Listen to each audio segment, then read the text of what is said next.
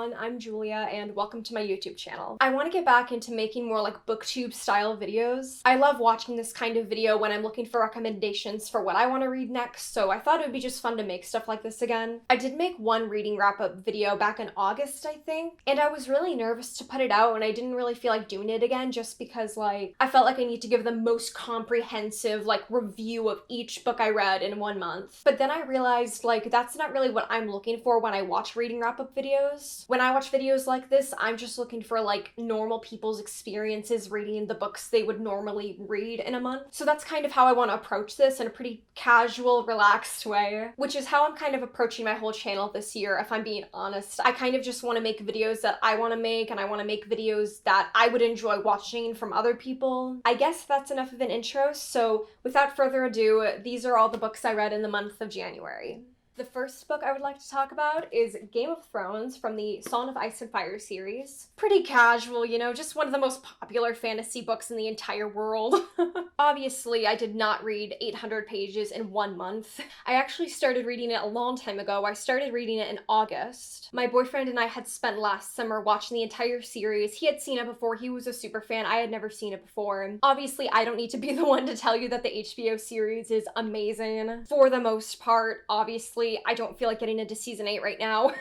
Anyway, as we were approaching the end of the show, I realized that he just had a copy of the first book on his bookshelf, so I thought I would just start reading it and see what I thought. Obviously, my thoughts are not unbiased, especially with this first book that really does read exactly like the first season of the show. Honestly, a lot of the fun in reading this for me was kind of comparing it to the show and kind of feeling like I was experiencing that first season in a completely different way. All of the violence especially is much more intense in this book than it is in the show, which is surprising because the show itself is very violent. Also, I think because this entire fictional world has such interesting and complex characters, I really enjoyed exploring the source material for the first time and kind of getting to hear everyone's internal monologues, which is obviously something you don't necessarily get in the show. So I really loved this book. I thought it was really entertaining, and I'm really excited to read the other books in the series, so I gave this 4 out of 5 stars. The next book I finished, I had actually started reading in December after I had found a used copy of it in my local bookstore, and that is Little Women by Louisa May Alcott. I think Little Women might be one of the oldest books I've ever read, at least recreationally for fun, not including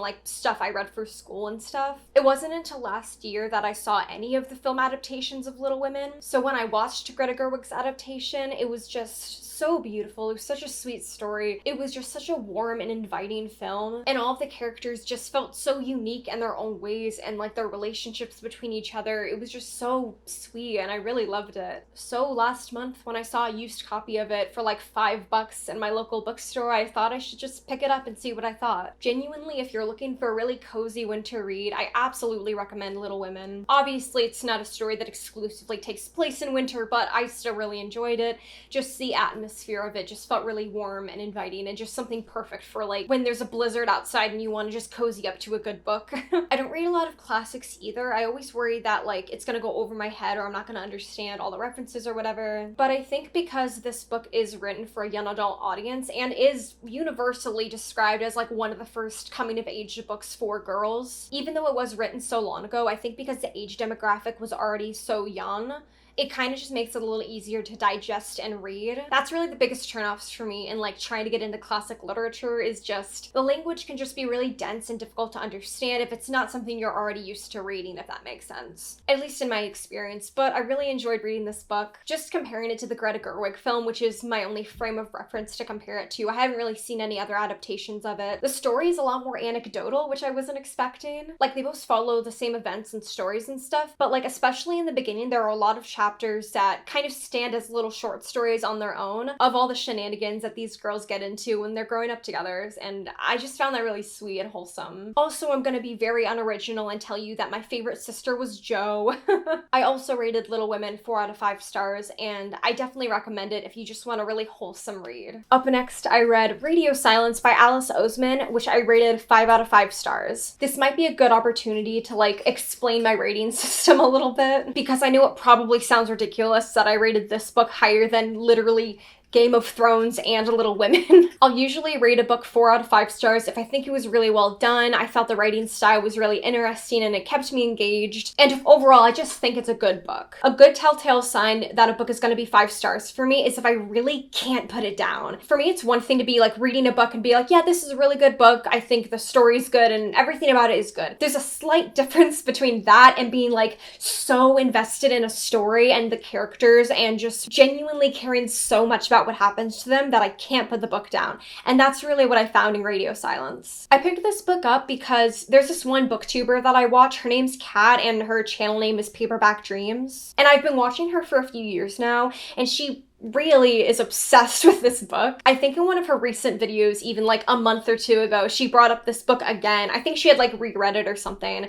And I was like, this person has been obsessed with this book since it came out in 2016. And I figured if someone can love a book that much, it has to be worth looking into. So I did, and I really wasn't sure what to expect. I still really like young adult fiction, but I think the older I get, the more selective I am with the type of books I pick up in that genre. I think either I'll pick up a YA book that I'm really invested in and I really enjoy the characters and I really see myself in the characters, or I will pick up a YA book that's very cringy, where all the characters are being like so melodramatic to the point where like I don't necessarily care that much about whatever plight they're in. I just see them as like cringy, dramatic characters. I'm honestly really surprised that I liked this book as much as I did. Like, I wasn't expecting to like it this much. I was expecting it to be a little more cringy. I think because the book is so heavily involved in internet culture, and like between that and all the random pop culture references, I really was expecting not to like it as much as I did. Or it was like, I was reading it and I was like, this should come across more cringy to me, but like, it doesn't. I really just felt like the characters and the story were so authentic. And I love that at the heart of it, it really was just a story about friendship. Like, I like romantic YA books. Like, I read so many John Green books when I was in high school. I was obsessed. But like, it was really refreshing to read a book like this, where the entire story was just about these 2 characters' friendship. This book is about basically a friendship between 2 characters, Frances and Aled. Frances is just this rock star student. She's super smart. She's at the top of her A-levels in school, and she's planning on going to Oxford after she graduates high school. So she is like on a path. She's on like a trajectory,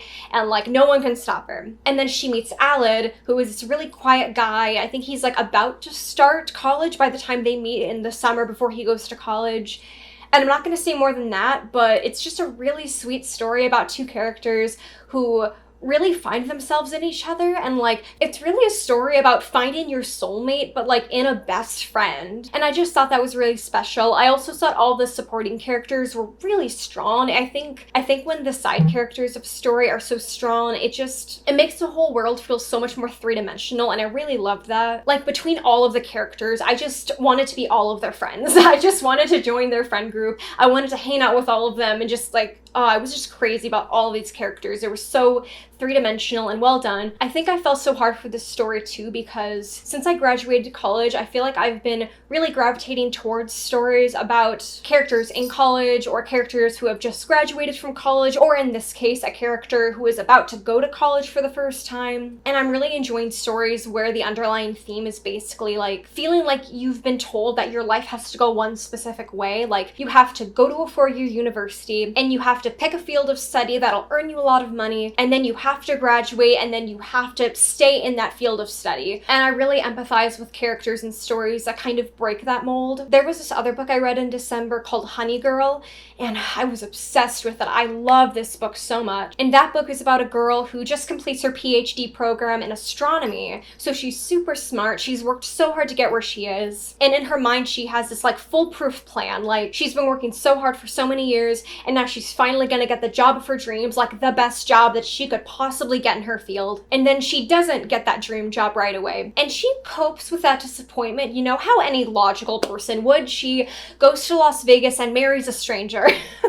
And that's where the book starts. Like, Honey Girl and Radio Silence are obviously very different books, but I just really identified with the themes of both of those books. It was just really cathartic to watch these characters dismantle all of these expectations that society has put on them about what success looks like and how to have a successful life, and just dismantling the belief in general that success equals happiness. So anyway, that's why I liked Radio Silence. The last book I read this month was The Mountain Seine by Nguyen Phan Que Mai. This is a historical fiction set during the Vietnam War. Historical fiction is usually pretty hit or miss for me, especially if it's surrounding like a specific war. I was intimidated to pick this one up as well because I just truly don't know very much about the Vietnam War. Like, I did study the Vietnam War in high school, but it's just been so long that I didn't really remember much about it, so I didn't do a lot of like extensive research. But before I started this book, I did watch a couple of YouTube videos just to kind of refresh my memory about the history of the Vietnam War, and I'm really glad I did because I think it did offer some extra context that I wouldn't have otherwise had. Like, as an American, I just studied the American perspective of the Vietnam War, and I didn't know that like Vietnam had been occupied by other countries in the past, like Japan, and I think France as well occupied Vietnam at one point. So I feel like if I didn't know that going in, it would have been a little more confusing. I really liked this book because it didn't feel like a historical fictional account of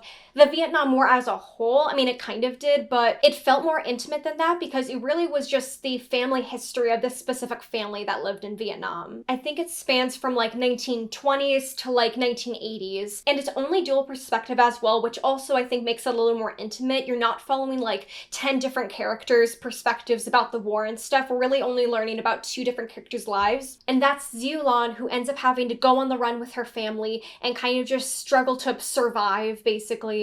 And the second perspective is that of her granddaughter, Huan, while she is coming of age and her grandmother is taking care of her because her parents and her aunts and uncles are all still fighting in the war. The writing was just as beautiful and just as lyrical as I was expecting it to be. It was gorgeous. Everything about it is just so rich in Vietnamese culture. And I just loved the relationship between Ziulan and Huan. They just love each other so much and they're always there for each other, and it was just really wholesome and sweet. And because it's kind of just a 2-perspective novel, it feels a lot more intimate. Like, the author wasn't trying to tell the story of the entire Vietnam War. She was trying to tell the story of the Vietnam War from these 2 specific perspectives and these 2 specific points in time. And I think that just made it a lot more intimate.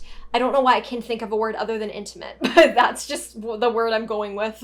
I loved Ziulan's chapters especially. Obviously, both of them were really good, but I just thought it was so sweet that Ziulan's chapters were specifically written to Huan. Her chapters just had so much more of a maternal tone to them. Again, it just really cements that deep and profound familial love, and I just really loved that. Obviously, it's a book about war, so it's going to be very dark and gruesome, and there was one particular part that really gutted me.